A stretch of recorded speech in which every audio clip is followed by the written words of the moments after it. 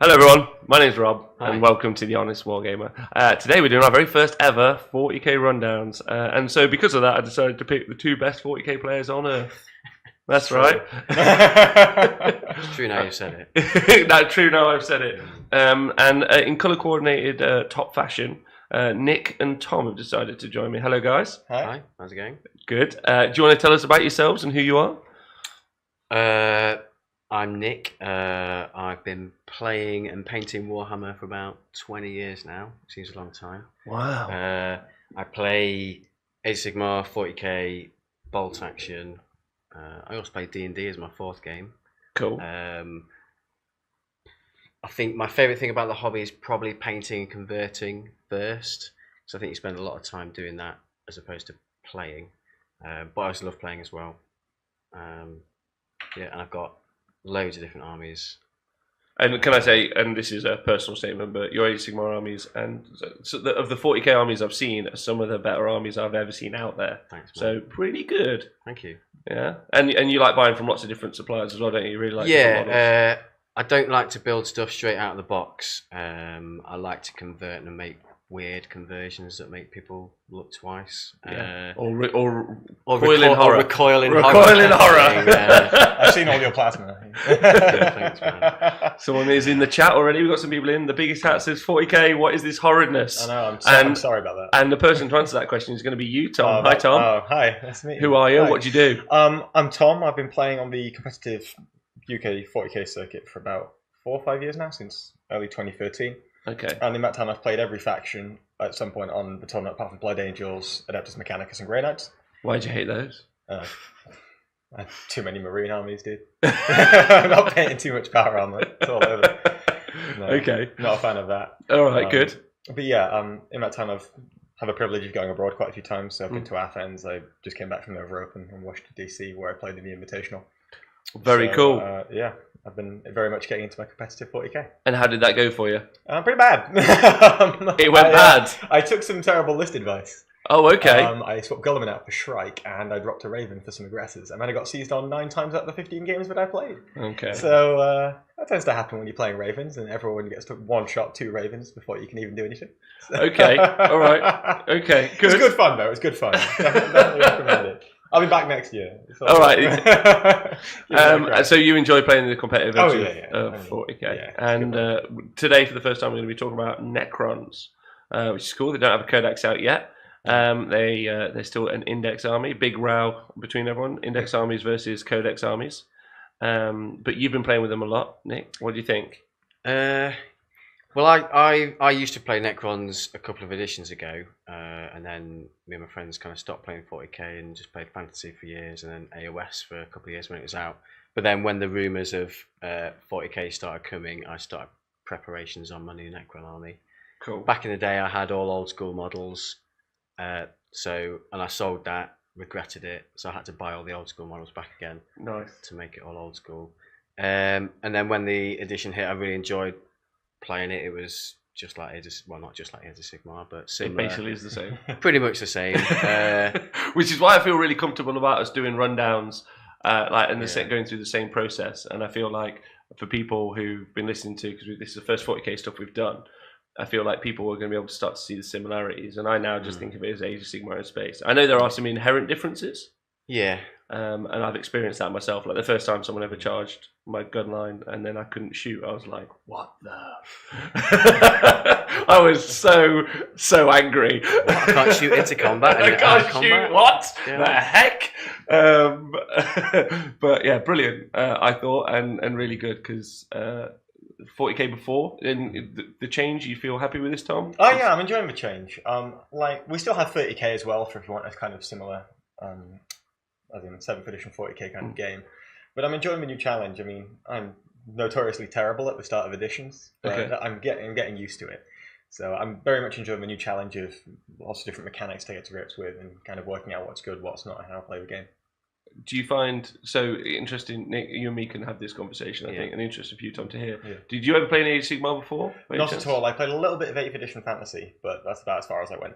So I find that the micromanagement of like the units and learning to pile it in, I see 40k players and I'm like, you are just bad at this so far. Yeah, I kind of felt you almost feel like you've got a slight advantage in terms of, like you say, piling in and the positioning of units, making sure sort of your buffs are in range. Because a lot of those kind of mechanics transferred over to 40k, and I kind of felt, I mean, the first 4 games of 40k I played without the rulebook. Because you just knew how it works. Yeah, it's the same game. Watched a couple of games, like on YouTube or whatever, and just kind of didn't even need the rulebook. I was able to play games straight away. Yeah, that's how I felt. Like it was very, very fun just picking it up. Like I've enjoyed it. What about yourself? When you guys moved to Age of Sigmar from kind of fantasy, did you guys find you also had a similar issue in terms of swapping? Because I went down to Sheffield Slaughter and what have you, because obviously it's local for me. And a number of guys are saying, from the 40k scene that moved over, they're just taking models off of objectives and what have you. And it's like they're not entirely sure how wound allocation works and what have you. I don't know if that's like, in 40k or in Age of Sigmar? In Age of Sigmar. Oh, initially? Yeah. Oh, yeah. There was definitely like especially don't forget when it came out, there was no points. Yeah. So good point. Yeah. Right. So it was a manic time, but also it was a very fun time because the community actually got involved, and a guy called Mo, thank you, Mo Ashraf, started to pull points for us all together, and we basically just ran off that, and that's basically what South Coast GT is based on, and then South Coast GT is basically what Age's General's Handbook is based on, and then 40k is basically based off the General's Handbook. So Mo's got a lot to people. That's my personal thoughts. Don't know if that's true. I do. But so Necrons, that's what we're here to talk about. Yeah. And how have you found them playing in games? Well, the list I took kind of evolved. Well, I started off just using the stuff I had. So I had lots of warriors. When I initially looked at all the rules, everyone was going, big blobs of warriors are great. So that's why I initially took lots of big units of warriors, 20 man, with a Cryptek and a Lord. So the Cryptek makes your reanimation better and gives you an invulnerable save, and the Lord's giving you +1. So I termed my first list as the Necron Blob, because it's just big blobs of warriors with characters in the middle buffing everybody, which slowly walks forward, shooting things. But then I kind of, as I got excited about the army, which always happens with me, like it happened with my Lizardmen in Age of Sigmar. When it first dropped, I had a small army of skinks, and then a year later I had every war scroll. So I started it's easy to add units on in this game. Yeah. So my Necron army started off as warriors and destroyers and like a monolith, and then I'm slowly adding each data slate to sort of complete the list. For you guys currently listening, if you're listening to the podcast, Nick did just do data slate in air quotation marks. Not war scrolls. Because I call them war scrolls. Because when I'm playing AOS, I have no idea what we're talking about. Because I actually played Tom at a tournament like a couple of months ago, and even at the heat that I went to, I don't call it AP, I call it Rend. Very hard for me when I was doing Warhammer Live. Sorcerers and stuff, wizards, and I call it spells. Yeah, I just use the same language. Yeah, exactly. Really took me when I was doing Warhammer Live. I had a mantra for myself. Fridays we say morale and advance. That was my difference. It's run. I don't change the language. It's Rend to me. So my list kind of evolved from the Necron Blob, and as I got more vehicles, and then I sort of tried different things out. Like destroyers are really good, so I tried to focus my list around destroyers. And then I sort of started to mess around with lots of vehicles, with the spiders or canoptic spiders. You've got it. You've got it. Canoptic spiders running around fixing them all up. And then I've sort of the last sort of list I've sort of tried out is because Necrons have a really interesting mechanic in terms of transport. Because like a Marines, you put 10 Marines in a Rhino, they're in that Rhino, they drive around and they jump out somewhere. But with Necrons, you can deploy units in their tomb world, and they can basically enter the battlefield through different things. So either through the monolith basically, or the Night Scythe. So you can deploy one unit of warriors in the tomb world, and it can enter from multiple different points on the tabletop, as long as it's still alive. So I've sort of tried a list recently with a monolith and a couple of night size and lots of infantry units in the tomb world jumping out, which hasn't been too super successful. And have you been playing? Have you played any Necrons? I've played against a couple of Necron lists. And how have you found it? I think Necrons have been hit pretty hard by two key core mechanic changes. So when you looked at the book originally, when it first dropped, you could see reanimation protocols and how powerful this rule is. Yeah. And that you have every turn you're regenning. The changes to wound count allocation kind of hit that a little bit, because before, let's say we had that rule in 7, for example, let's say that was there. You could put one model in the terrain, you could never kill that model if you couldn't see it or were in range of it, and suddenly that rule's really powerful. In the change to 8, it's so long as you coordinate your burst correctly in terms of how much damage you're going to do, and you wipe the whole unit, it's not really so much of an issue. I've lost my train of thought now. I just hit the microphone. That's fine. It's Don't all worry. good. I have a point, on sure. that. So I think if you have lots of line of sight blocking terrain, Yeah. that's good, because I found early on when I was having big unit of 20 warriors, I always had my Cryptek behind the line of sight blocking terrain, and then one Necron warrior next to him. Right. So as long as that one Necron warrior who couldn't be seen by anything was left alive, you could reanimate the whole unit. Sure. But the difference between that and in 7th edition was if you couldn't see that model, you could never kill the whole unit unless you were like firing blasts at it or something like this. Whereas now, so long as there's one model in the unit that you can see, so let's say I leave 2 alive, and then I can see one model left, I can just fire a load of stuff into that one model and I'll kill both. Yeah. Which is a big change from here to 7th. Yeah, I think, so I think what's really interesting, before we go any further, there's a bunch of people saying hello, so you guys might know them. Coop says, yay, 40k.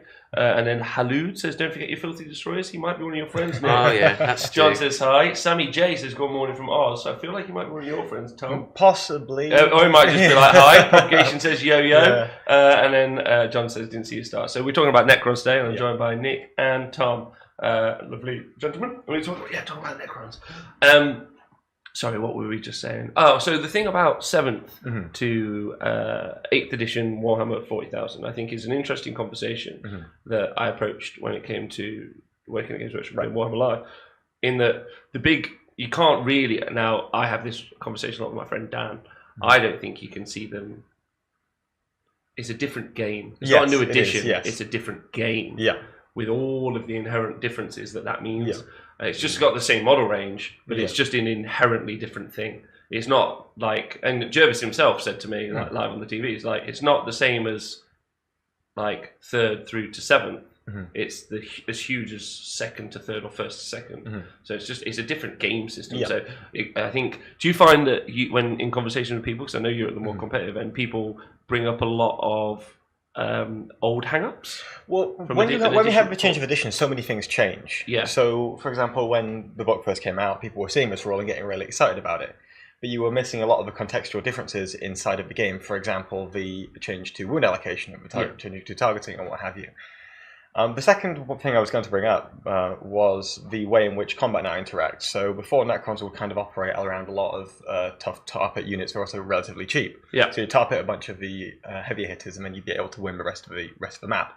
Whereas now, because you can drop out of combat so much more easily, and the fly keyword is pretty readily available, things like Wraiths, for example, are nowhere near as potent as a unit that with their kind of design philosophy used to be. Yes. If you know what I mean. So it's not necessarily a comparison between 7th and 8th. It's a comparison between how useful a unit that is built to do this action is now compared to how it used to be. Yeah, I like the term roles. Yeah. Like the role it fulfills in game. Yeah, definitely. Yeah, and it is different to AC because we have overspill damage. So like exactly. So like they are inherently different in lots of ways, which makes it fascinating.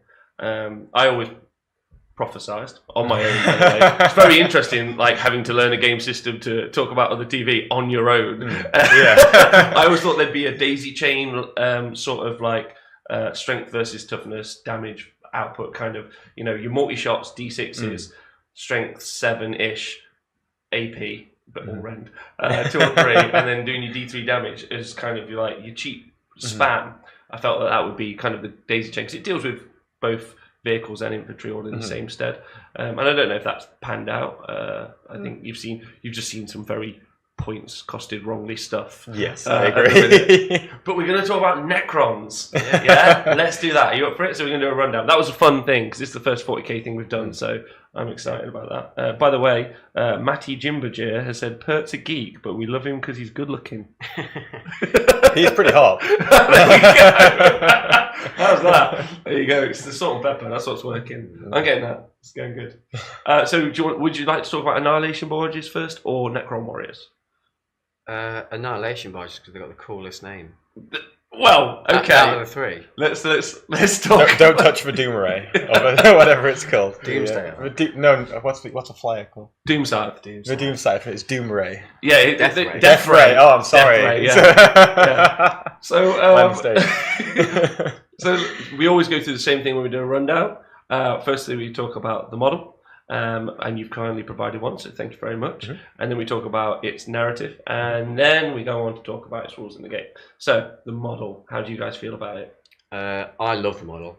I personally didn't put the riders on because I wanted mine to look more like it was a drone in itself, more like the Scarabs would be. Yeah. I picked a couple of up on eBay and sort of upcycled them because my army is the idea behind my army is that they've been lying dormant in some swamp somewhere for eons and they're just kind of resurrected. So it kind of helped that it was already battered. And I just really like the look of it with its massive Tesla cannons on, floating around, zapping stuff. It's very cool. It's very cool. What do you think, Tom? It's one of the nicer models. I enjoyed painting that a lot more than I did about 80 Necron Warriors. So it was pretty good. I find the Necron Warriors really interesting, especially in the Games Workshop, like flat colours that I find it quite uninspiring. Yeah. But as soon as I start to see stuff like yours, I find it really it comes alive a lot more. I think. I think it's very cool. I think things like that over the Necron Warriors for me. Really like and I gotta say that I think the monolith just sucks. It's kind of like a big cardboard box. It's just a box of stuff. Whereas that's a very cool model. Like that's I wish that there was more design around. Yeah, it's just and the Forge World Flyer. I forget the name. That's a nice one. Yeah, I forgot what it's called, but it's got the kind of it's not Night Side, is it? It might be the Night Side. The Night Side is the I had on the Forge World list as well. I'll see if you can find it. You carry on. The one that's half a Ghost Ark. Right, the Night Shroud. Yes, there you go. And that's lovely. I think. Yeah, it's a good model. I think you do great service to that. Yeah. I just spray it silver and give it a wash. Washes are the best thing to happen. So, and then John says in the chat they look super. They look super good in coloured metallics and non-metallics. And flat colours, non-metallics though. That's a fun experience for someone going through that. So the narrative for it is quite weak. There's not a lot. So the narrative apart from it is a ship with guns on. I tried to read through the narrative. It's not a bad narrative. But there isn't really much for these. But it very funnily it said, and we did talk about this for a minute, these heavy gun platforms are seldom swift enough to keep pace with the advance of the army. However, instead they're deployed as defences for strategic locations where their blistering firepower, throws back all the most determined infantry offences. Many a hapless scout's last sight has been the bulky silhouette of an Annihilation Barge, and that's because they wouldn't kill much more than a scout. No. Is that? I have an issue with the first sentence because it says they'll seldom keep up with the rest of the army. Yeah, it's movement 12 and Necron Warriors are movement 5. It is one of the faster things in the army. So the rule's not really reflected the narrative. Something's gone wrong with the design philosophy here, I think. It's not gone too well. Okay, and also, before we get into what it does in the game, because I think this is important, we'll put a pin in the fact it's called the Annihilation Barge. We'll get to the end of this conversation and we'll ascertain as to there should be like an asterisk after Annihilation and then another asterisk later. The user's dreams. Yeah. So let's talk about the rules. Where do you guys want to start? I've got some notes. It's move 12 for a start. Yeah, so pretty fast. Good. How do you find that works in the game for you? And Tom, how do you feel about stuff that's this quick? You guys should probably go because I've got some. I feel like you're going to bash it a little bit. Oh no! Okay. All right. Movement 12 is good because obviously you can hunt down something that might be trying to hide, and the way I've used it, we're going to talk about combos and stuff later on, aren't we? About like combos, combos and stuff like that. So the process we go through is we talk about its base stats, and then we'll talk about its base loadout, and then we'll talk about changes, and then we'll talk about ways that you can improve, or we'll talk about its abilities, and then ways that you can improve or maybe help it. Realistically, movement 12 and stat, like that's because you can redeploy somewhere, and it's got assault weapons, so you can, if you really need to, you can run an extra d6 and still shoot. And you can move, like depending on what terrain you've got, you can fly up to something really on top of a building and get out of range of combat stuff. So yeah. A quick point as well. It's only got 8 wounds.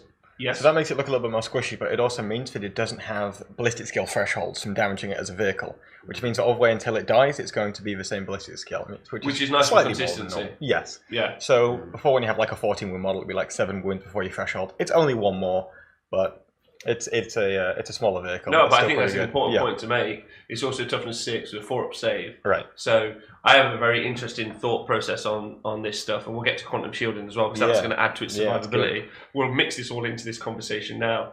8 wounds, great. Toughness 6, and the 4-up save. I find it fascinating vehicles with any save. Like when someone says, "Oh my whatever it might be has got a 3-up save as a vehicle," I'm like, great, but everything that's shooting it's going to be like -2, -3, -4. Yeah. So I feel like the save is pretty pointless, but to some degree. But with it having a 4-up save, I think it does mean that someone can just, if you rapid fire 10 Marines at it, and they're likely to do a few wounds if you need to finish it off. Yeah, you half those. Yeah, which is nice, I guess. But I do have maybe a grander conversation to have about all vehicles, and I suppose this actually kind of maybe fits below fully adult vehicles, like you say, they get wounded, that don't have invuln saves. But this does quite clearly with quantum shielding, so maybe that's something we should talk about now. Yeah, sure. Talk about that. I can go for that. Yeah, go for it. Explain it to me. I know it, but to everyone else at home. Quantum shielding is where, if your vehicle takes damage, you roll under the damage, you ignore it, which can be immensely frustrating for you and your opponent. Not rewarding for both. Well, when it works, it's very rewarding. Right, good. But when it doesn't work, can be soul destroying. And particularly when you use a command point to re-roll your roll, you're still like I've played where it's been shot at by like a las cannon. They've done 5 damage, and I roll a 6. I'm like, yeah, I'll just re-roll that, and you still roll it. And it just dies. It's a waste of 2 6s, dude. Yeah, you ruined it. Yeah. What do you think? Have you shot against vehicles with quantum shielding? How do you feel about it? Yeah, with Tau mostly when I was this long range. I mean, the toughness 6 doesn't really matter too much when you're playing against things like guard and what have you, because you're still winning on 6s anyway. The issue comes when you've got strength 4 weapons, for example, like bolters and what have you. But that comes at an inflated points cost for your opponent, and you've still got to be able to get inside. And Necrons kind of, where they do excel when they're shooting is in the middle range, so 0 to 24 inches. So you're still going to have to be at least within 18 inches in order to get that rapid fire drop with the bolters and what have you. So although it will do some decent damage because you're winning on 5s and it's only got a 4+ save, plus you don't get the quantum shielding because it's one damage, it's still something that's quite rare to pull off, if you know what I mean, because you'll have to have a large number of models inside this threat range and then live through a turn of Necron firing before you get to go at those. It has living metal as well, right? Yes. Right, so it is important to be able to finish it off as well. So all of these units, it is very much a theme with the Necrons that you need to finish off a unit, even if it's a vehicle, before you move on to the next one. Reanimation in living metal just changes how you prioritize targets and how you go about taking the army down, rather than just stripping away a number of models until you don't care about it anymore, because you will always care about it. But which is very easy for some armies, like with a Tau gun line, that's very easy. But when you do have a far more combat orientated force, let's say, having something that's this quick and that speed is never diminished, and it's slinking away on a couple of wounds, and then starting to heal itself is very very cool. Yes, exactly. So do you find that these you do that, you slink away and you have that capacity to survive a little bit more? Yeah, I think people can get frustrated against playing against Necrons because you get your Annihilation Barge down to 1 wound, you fly at 12 inches away near to some Canoptic spiders that just surround it and give it 3d3 wounds back, and it's potentially a turn's wasted shooting from your opponent. Yeah. But like you say, Tom, finishing it off is. I kind of went on a bit of a tangent as well, but no, it's a really solid point. I think that sometimes works in your favour though, because your opponent sometimes might put too much effort into making sure they finish it off. This is the thing. So that's good for you. Like, it means something else in your army isn't dying. Yeah. Because they've focused so much on killing one thing to death. Death again, I think. Yeah, maybe. yeah. Or it's a really interesting. Death is similar, obviously, in Age of Sigmar. Like it's very interesting. You do have to wipe them. You do have to wipe them individually, and sometimes you just don't have. You know, you get to the end of your shooting phase and you go, okay, still got 2 wounds. What's the plan now? Yeah. And I think that's good if you want to take it, because obviously the purpose is, how do I use one of these, and how do you fight against it? You make sure you kill it. Yeah. Which I think is fairly obvious advice for most stuff, but more so than this. It doesn't like plasma guns. Things with flat damage, or flat 3 damage or 2 damage.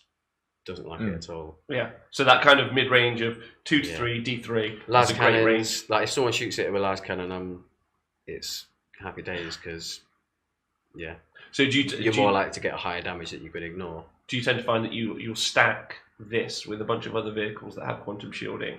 That entire range of shooting is basically just negated. Yeah.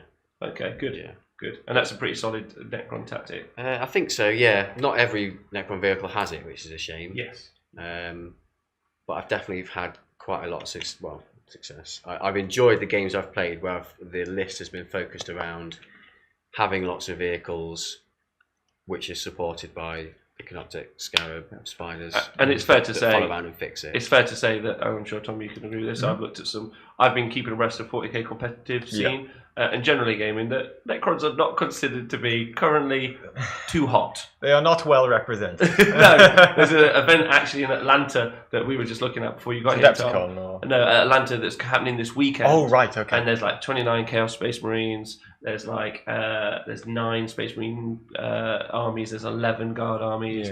And then it's like it filters down. And it's like there's 1 Necron army. Good on that player. It's really brave soul. Right. Okay. So survivability, like we rate it pretty good. Yeah. I'd say so. Yeah. Okay. Especially because they're not super expensive. Yeah. I know points is something we'll talk about at the end, but you know you can have quite a few of these knocking around. And I suppose really then when we talk about the damage, the annihilation amount of damage. Is it a good time to talk about it? It's because it flies as well. Oh, it's got fly keyword as well. I've used it quite a few times is to just, fly in, annihilate something, straight ham, and then just charge something to stop it shooting. Yes. And then you can just fly out and shoot again next turn. Oh, it must be a very good. Is there a name for this yet in the 40k scene? Not really. Like shoot block. That's not going to catch on. That's a terrible one. We need to come up with a better one. If anyone in the chat knows, or if a podcast listener is listening, we normally rob a lot of terms from like League and from WoW and stuff. Yeah, we need more. Yeah. We need more terms.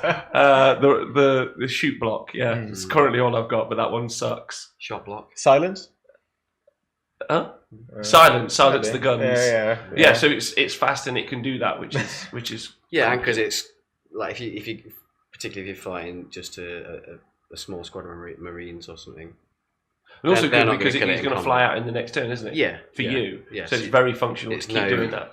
Yeah, and it's not a combat unit, so you're only charging because you want to stop someone shooting. You're not charging because it's going to do any damage in combat. Okay. Because it's got 1 attack. Or 3 attacks. Whoa, it's not a combat down. 1 whole attack. 1 whole attack. Whoa. How strong is that though? There might be a way to get it. AP 12? Yeah. Sorry, Ren 12. Ren 12. So let's talk about its loadout. It's an annihilation level of loadout. So he's got the Gauss cannon. Oh. I love doing the names. Gauss cannon. Let's go for that. Goose. I'd say Gorse. Gorse. I say Gorse. Yeah. Okay. Yeah. All right. Well, there we go. I might be wrong. Let us know how you say it. And it's heavy 2, strength 5, AP -3, and it does D3 damage. What are your thoughts with that? It's a good gun, but I don't tend to put it on the Annihilation Barge because most of the time you're moving around. So if you if you're moving around with it, you're hitting on 4s, and I think it's better to have the other option, which is a Tesla cannon. Yeah, this is the other thing it can take instead. Yeah, which is assault 3, strength 6, AP 0, and damage of 1. Yes, that's correct. Also, if you roll a 6 to hit, you get 2 extra hits. Yes, because the all Tesla stuff. Yeah, any 6s to correct. hit.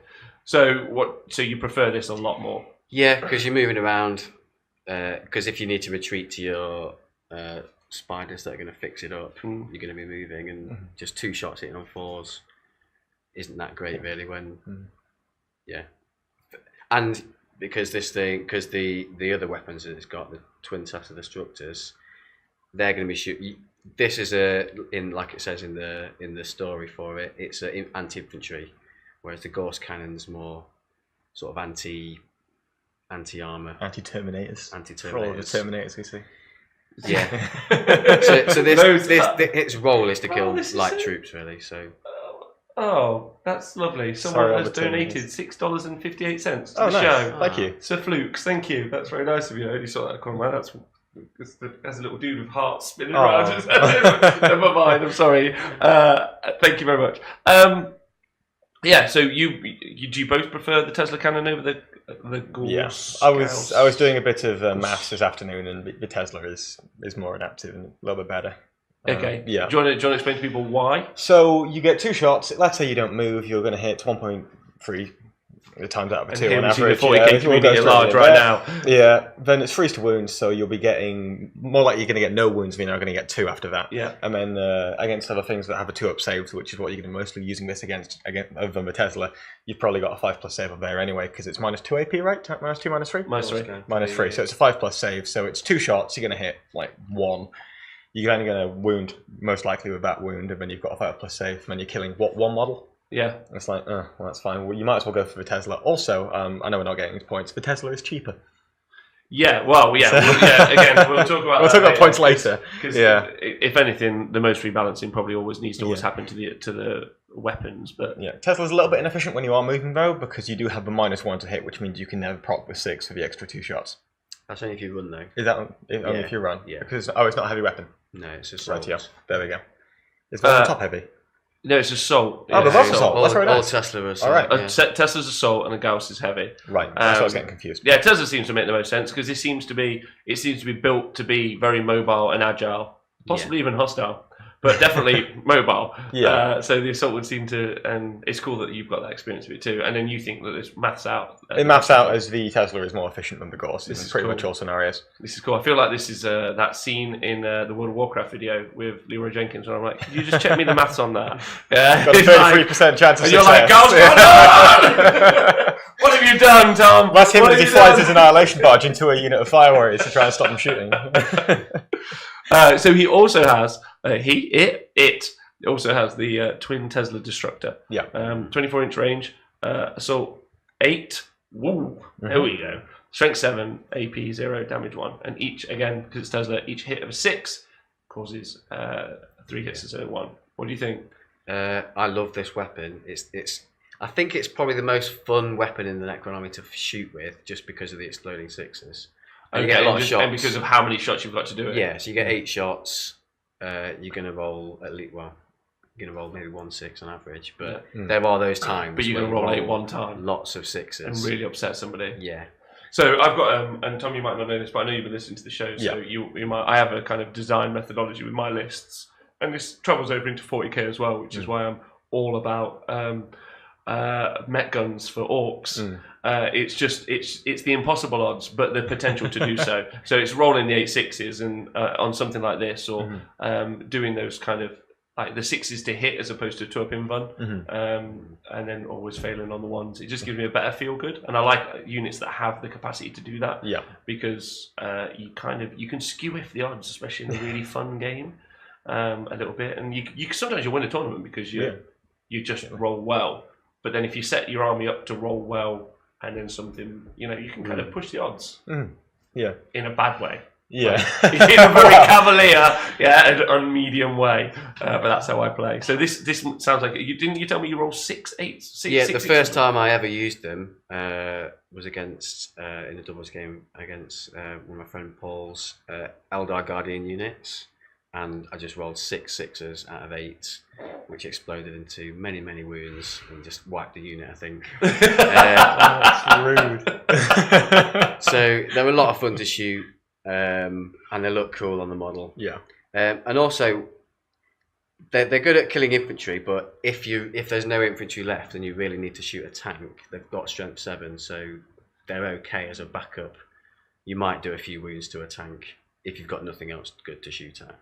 Okay, yeah, because strength 7 is not terrible. It kind of reminds me of the lances that and now I am pushing myself. Not the Dune Crawlers, it's not those at all. It's from the Mechanicum range, it's the Knights, and they are called... The kind of ones that look like ATSTs from Star Wars. Yes. Yeah. Yeah, and I don't know why I don't know because I own 10 of them. Yeah. It's just, that's gone from my mind. But the guys with the lances, they have the shot lances. And previously, until the new Mechanicum book, they ended up... Sindonian Dragoons, I think they're called. And they had a very similar stat line. They were strength 8, but no AP. But then they did 1 damage. I think they now do 2 damage, but this does something similar. And it's kind of like, well, it's nice that I'm strength 7, but that no AP is like it's not against vehicles, is it? So it's just so you can wound infantry on 2s. Yeah. And even then, it's tough 3 infantry. Yeah. So yeah, I mean that's interesting and nice, and like characters, because I find some characters that are quite important back of the lines tend not to have great saves. Some do, but some don't. And would you ever use them for that? Yeah, but obviously you've got to get. I know you've got to get there. Yeah, got to get there first. But they've got the capacity to get there, right? Yeah, definitely. Okay. Yeah. All right. Awesome. So yeah, these are fun. Yeah. Yeah. I've had lots of fun using them. Okay. Would you worry about these in the game? I think they're good. I think they're a good option for Necrons. I wouldn't necessarily fret about them. I mean, you know what they do. They're pretty standard. So, yeah. Well, I think that's what's interesting about them, right? Is that you're probably going to leave them alone, and that means they're going to be there for a while. It depends on what else on the field. It depends whatever options they've taken. Yeah. And if you do, and like we discussed earlier, if you want to kill it, you have to commit to killing him. As well. Yeah. And it doesn't seem... Yeah, okay. If they have a lot of destroyers, they fall down the pecking order of what to target, because destroyers are pretty good and pretty resilient. Oh, awesome. Yeah, and they come back way more than these guys do. So 1 wound is nothing compared to shooting 6 destroyers and 3 of them coming back again. Yeah. So, All right, that's cool. That's cool. I'm liking them now. That's good. And we've talked about they've got the abilities living metal, so they're going to heal wounds, and quantum shielding, which we talked about as well. And they explode. And they explode, which is always the most fun. Yeah. Hopefully they'll get a stratagem where they can blow up on a command point. That seems to make sense, but I don't know if they will. That'd be cool. Yeah. So overall, pretty interesting. Yeah. Really fun. So ways that you can improve them, or things that you can add on. Do you want to talk about your favourite, Nick? My favourite is using the Triarch Stalker. Okay. It's one of my... Well, I've converted it, so my conversion is one of my favourite models in my army. And I love its rule. So basically, whatever the Triarch Stalker shoots at, it doesn't even need to hit. Whatever it targets, everything else that has the Necron keyword rerolls 1s to hit against it. Yes. So it's a great sort of multi-use buff unit. I feel like one of these has to be in most Necron armies. Yeah, I tried to squeeze it in if I can. Which just benefits everyone. Yeah. Any type of shooting, any situation, and then really that helps with that target priority when you're picking the unit that you want to die. Yeah. That's cool. So that allows it to be roll 1s, which obviously means you're going to roll more 6s to explode. And the other unit is, like I mentioned it before, the Canoptic Spiders that just run around healing it. Yes. Keep it in the fight a lot longer. Yeah. So they can heal D3 wounds, right? Yeah. As long as you finish your movement phase within 1 inch. Yes. So that's quite restrictive. Yeah. But luckily, that's fast, and the Canoptic Spiders aren't like super slow. Movement 6, I think. Yeah. So that's quite functional. But if you've sent it long bombing into the opponent's like back lines, on some sort of insane mission. But that kind of makes sense to do that with these as well, with the explodes. Yeah, I've done that a few times, thrown it in when it's low on life, just to go in and try do some damage and be in a dangerous position to, if it does explode, do some damage. Especially when people have to commit damage to it. Yeah. I find that fascinating. Yeah. What other ways? What other ways do you think you would use this in the game? Like, what would you use it to functionally shoot at? Like, and what's been your experience of doing it, Tom? What would you shoot I at? haven't played with one. I've played against them a couple of times. Yeah. I'm very okay against Ravens, especially with the Stalker. I actually want to touch on the Team Spiders a little bit because the Team Spiders, we've got a 4+ save, right? Yes. Because they are 4 wound models that aren't characters with toughness 6. Do you often find yourself losing them if people know what they do? Yeah, as soon as people know that if in the list that I had where I had lots of vehicles and I have my 3 spiders running around healing, as soon as they go, oh, that's going to happen every turn, well, I'll just shoot those with everything long range until they're dead. And they're not that hard to kill, they're only toughness 6 with 4 up save. So yeah, as soon as if someone works out that they can just kill them pretty easily, hopefully you tell them. tend to do it. Oh yeah, that's the first thing I say. First thing I said, kill these. That'll make me sad. So yeah, they'd be high on your priority list to shoot, is what you're saying. The spiders, it depends. If I think you I can hide them. them. Yeah, if you can hide them. Yeah. Okay. All right. Awesome. And I don't think there's really much else to say about the Annihilation Barge. Not so, really. Big question is, before we get to the points, Annihilation Barge. How does the name hold up? I love it. I love most of the Necron names anyway, but yeah. Annihilation Barge is... I know you love the name. Yeah. How do you feel the output performs with that? Well, it should be Annihilation Barge, bracket, shoot it at something weak and squishy. And bracket. Because if you're going to shoot it at tanks or Terminators, then it's not going to be the Annihilation Barge, it's going to be the disappointing barge. So like the Bunny Rabbit Annihilation Barge. Yeah. Is more... Tom? I was going to go for the moderate back pain barge. I'm not. Like, it does. It's not bad for damage. I mean, don't get me wrong, but you're paying a premium for how durable it is. Okay. Which 2 is days really after good. the gym sort of achy barge. Pretty much, yeah. Right. So, Okay. I gotta go back and do this again. That's what he is. He's getting out the crypt after his sesh on the weight. Matty Jimbongineer. I love the Twitch name. Sweet conversion to Nikos, Scorpion of Death. I think this is talking about your quick trip tech stalker. The Triumph Stalker, but I call it my Canoptech Scorpion. Okay, good. Yeah, it's in the box there. We're going to put some pictures up along with this.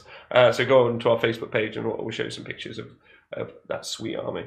So we're talking about the points now, and we'll talk about how much they are. So it's 133 points for the barge. The twin Tesla destructor is 0 points. So still 133. And then the Tesla cannon, which you two would prefer to choose. But if you're at home and you love how the Gauss cannon looks, really want to do it, go for it. But that's not our hot advice. 13 points. So in total, 146? 146 for the Tesla, and then it's 153 for the Gauss. 153 for the... It's 20 points for the Gauss cannon. Gauss, yes. Yeah. With the Tesla, 146. What do you think? I'm not saying they're going to diminish, but there could well be less. So, and I mean, that's a big positive. Agreed. So I feel that's what they're there for, to help with that in an army. But then you've got the warriors and you've got the destroyers and you've got a bunch of others, and they're just as good for dealing with those things. It gives them there's a different toughness value to shoot at. Yeah, and it's obviously got fly. You can't ever stop it.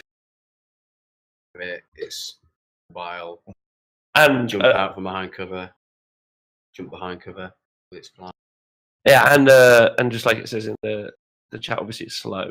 Not the chat, sorry, the narrative is slow. Yeah. Take advice from Twitch.